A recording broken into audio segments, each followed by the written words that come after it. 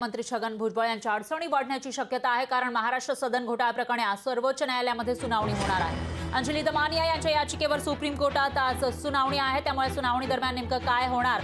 छगन भुजबळ यांना या प्रकरणामध्ये दिलासा मिळाला होता आणि त्याविरोधात दमानियांनी याचिका दाखल केली होती आणि त्याच याचिकेवर आज सुनावणी आहे।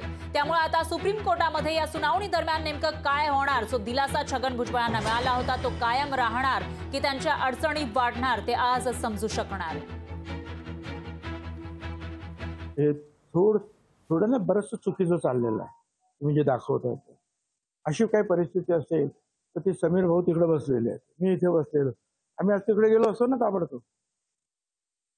अहो त्या महाराष्ट्र सदन घोटाळ्यातून जे आहे आम्हाला क्लीन चिट मिळालेली आहे।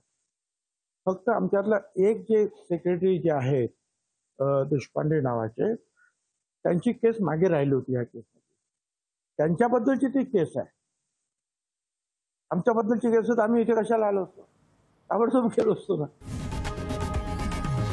लोकशाही मराठी ऐका, पहा, जागरूक रहा।